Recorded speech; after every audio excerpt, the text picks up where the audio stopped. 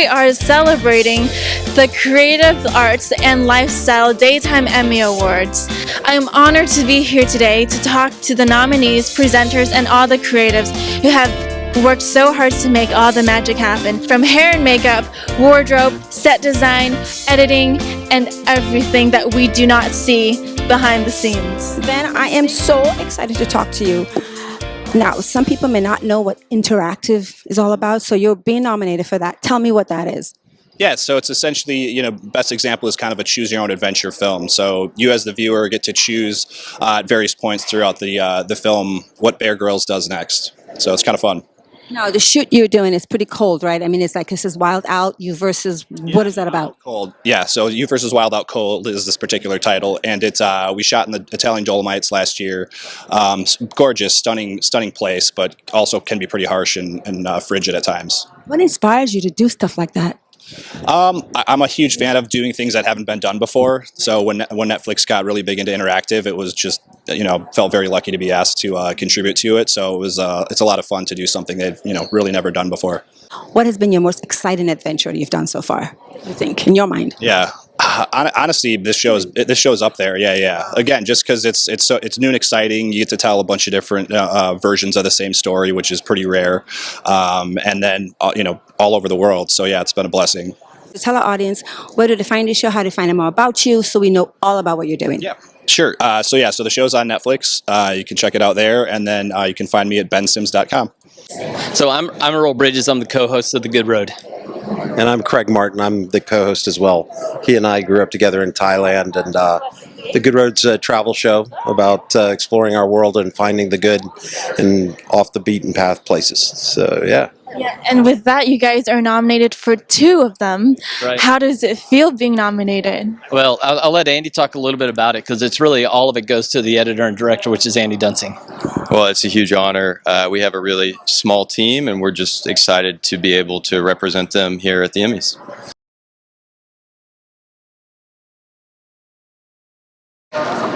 Well, that is a really long story, but I'll let Earl give you the short version. I guess the best thing is that Craig, having grown up, he and I growing up in Bangkok, Thailand, spent a lot of time traveling.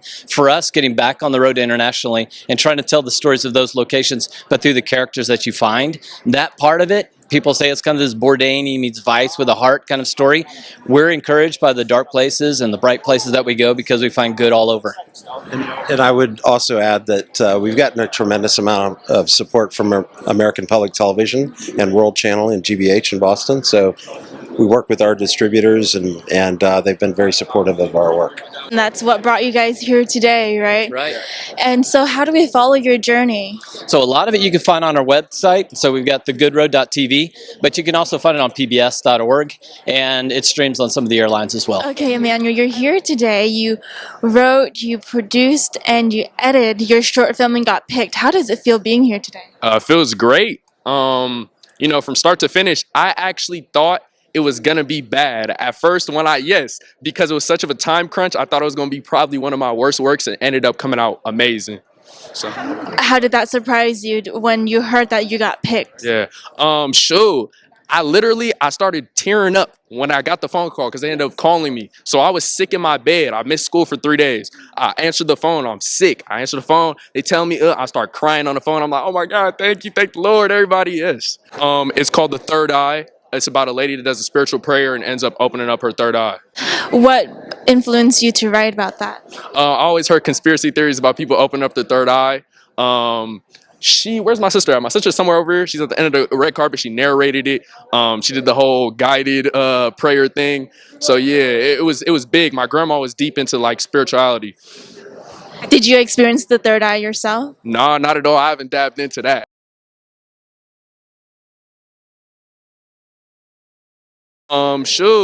Emmanuel Neely, you can look that up, or people know me as Manny Get a Bag on Instagram, YouTube, different things like that. Well, congratulations for being picked and have a great night Thank you, tonight. you too. Thank you. You know how you're walking down the carpet? Yes. And then you know how you sit in a restaurant and you see the food coming? Me watching you walk down That's is it? like You the was same like, thing. I was like, oh, that's a whole platter right there. that's we a about whole, to eat I'm good. so We about to eat hungry. good. It's about to happen. You're nominated for your show. How does it feel? This is crazy right now. Like, these are things you don't think of, right? Not in a million years. You're all used to watching the Emmys on TV. Now you're thinking, oh, I'm going to be there one day. And I'm going to be up for a nomination one day. You don't say that to yourself. I was just happy to just film my food. I was just happy to do my thing. And then they hit me with this. And I was like, oh, my goodness, this is a surreal moment right now. I went crazy. I would have gone crazy too. Yeah. And I know you started from YouTube and then you got your show Yeah. and now you're here. How has that journey been for you? It's been a wild journey because when you're on YouTube and you're just kind of uploading, that's it. You're just waking up every single day. You're putting on your content. You're not thinking what's going to happen next. And I remember for my first viral hit, I remember being on Dr. Oz, then Dr. Oz, the Late Night with Jimmy Fallon. Then the Rachel Ray Show back in 2014 found me on Late Night with Jimmy Fallon. I was with her for 5 seasons. So I didn't even know she was grooming me for this moment. I don't even think she knew she was grooming me for this moment, but she took a chance on me. And I'm still uploading to YouTube. The next thing I know, I get some fast food commercials, and then Netflix reaches out, and now we are here. Now we're here. We are here. We are in the building. We made it. It's real. Yes. We're not dreaming. No. The dream is real. This You got is me real going life. right now. I'm about to get up there and start dancing. It's a tingling. I'm tingling myself. Get myself emotional. How do we follow you on social media and your journey? Definitely. So on YouTube, it's Dame Drops, DAYM DROPS, and eat something before you watch any of my videos because you're gonna be upset if you don't. All right, you're gonna be hungry. I get so upset because I only have a bag of chips and I see you eating all of this and I look back at my You chips. don't need more than a bag of chips. I'm telling you right now. And then you want to follow me on Instagram? It's official Dame Drops. But at the end of the day, all the food is happening on YouTube. It has been a pleasure. Thank you so much and enjoy the rest of your night. Thank you. Have a Thank good you. one. You're here today and you're nominated. How does that feel? Feels amazing. This is the second time, and I'm really proud to be here with most of the team that makes the show. You got that call that you were nominated. Tell me, describe to me the feeling and where you're at. Well, so I got the call, and I didn't realize they were being announced, so I was very surprised, and I thought, oh my gosh, we got nominated for Best Show. And then I heard, well, Samantha also got nominated for Best Host, and then the feather on the cap was that I also got nominated for Best Directing with Michael and Jan, and we worked really hard on the show together, so it's really exciting, and it's, of course, the biggest honor you can have. And for the audiences at home who don't know too much about your show, give us a little bit of information about the show that you're a part of. So it's called Samantha Brown's Places to Love, and it's a travel series, but it's really unique. Well, first off, because Samantha is an amazing host. She's been doing this for more than 20 years, and it's really about the people that make a place to love. So it's really about the people behind the scenes and where you should go when you're traveling and not just hitting the main spots. Tell me the craziest or most memorable experience you've had while traveling and doing this show. Oh my gosh, there's so many. Probably my favorite experience was on the northwest coast of Ireland. We were in Donegal and just driving along that highway was just spectacular. The people were so warm and we were all there together, so it was amazing. So it's called Places to Love. You can also follow Samantha Brown, the host, and you can follow me. Dolger Films is my company, and Sylvia Kaminer. Thank you so much and enjoy your night. Thank you. The Browns Places to Love is a PBS travel show. We are a global travel show. We are filming our 6th season now, and the special thing about our show is that it's not the VIP show. Wherever Samantha goes, we want our audience to follow in her footsteps, and we try hard to find the hidden gems throughout our country and throughout our world. It might not be going to the most well-known places, but it's the hidden gems, the least expected places that you'd want to go travel, and you could find some really amazing experiences. It's not the tourist place. It's not the Hollywood sign. It's just something inside where the culture's at, correct? That's correct. We do not look for the popular touristy places. We go down the back streets and find little mom and pop places to visit. And also the show is not necessarily only about the place, but it's about the people who live there, who make it a place to love. So if we were in Savannah, Georgia, it's the folks that make Savannah special.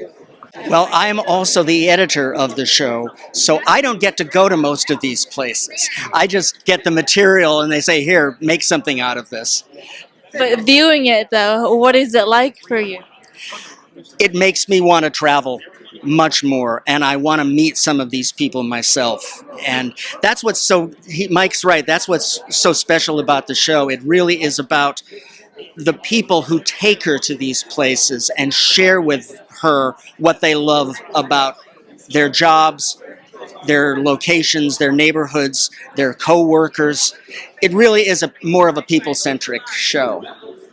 And doing all that, you're here today, nominated for the Daytime Emmys. How does that feel?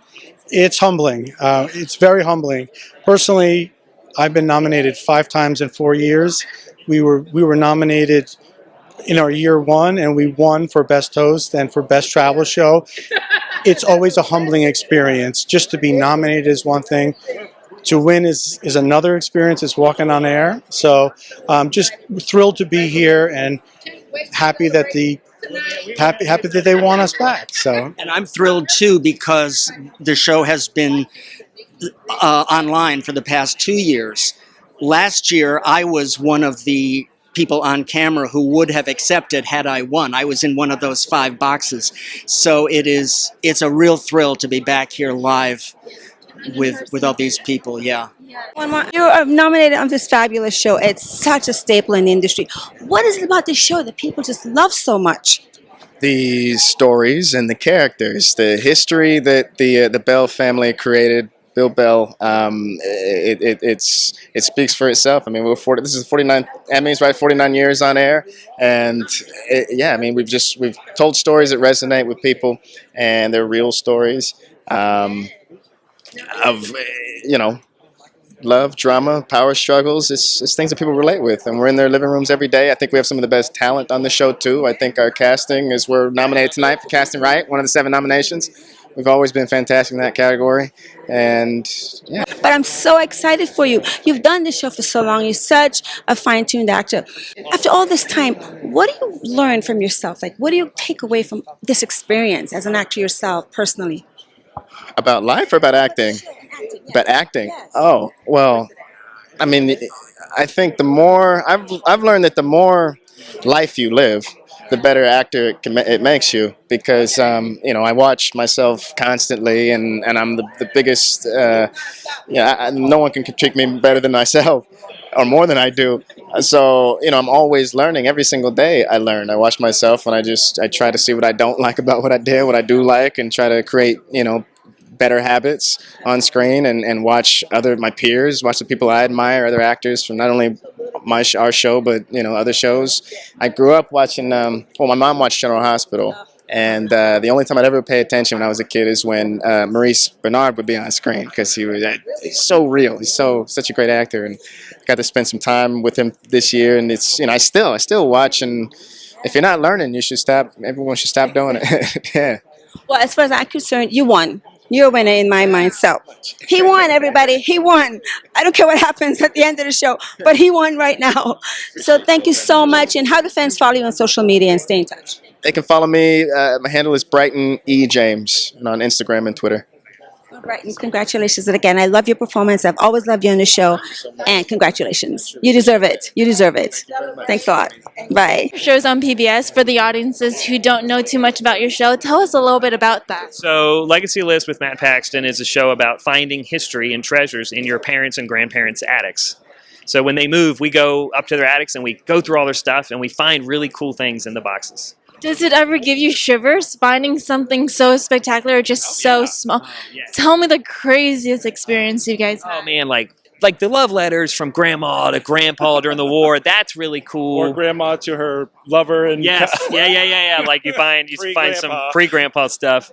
We found a Salvador Dali print painting last year. We found Picasso. Yeah, 67 Stingray Corvette. Yeah. That was in the garage, not the attic. Yeah. But yeah, I mean, you find amazing history. Some of it's really financially valuable. Some of it's really emotionally valuable. But it's all fascinating, and the families are really excited. I think the coolest thing we ever found, you found it, was he found an audio recording of this man and his father from 40 years earlier. Yeah. And his dad had just died. And so you were able to give him his dad's voice back. and it was unbelievable. We're all bawling. I mean, just bawling while we're filming, and it was just really amazing. When I found that tape, like my mom passed away, I would kill to have her voice. I'll never have that again. But I was able to help them save that for their family. Yeah, it's everything we find is really cool, and it's just, it's amazing. We used to do it as a job, like just to help people. We did it, and now we get to do it on TV and get to inspire families, and we love it. How do we follow you, your journey, your social media? So the TV show's Instagram is My Legacy List, and for me, it's I am Matt Paxton.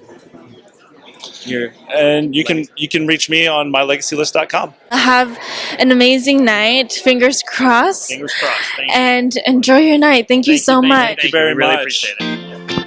It's such an amazing time talking to all the creatives, presenters, and nominees, and I wish them all the best.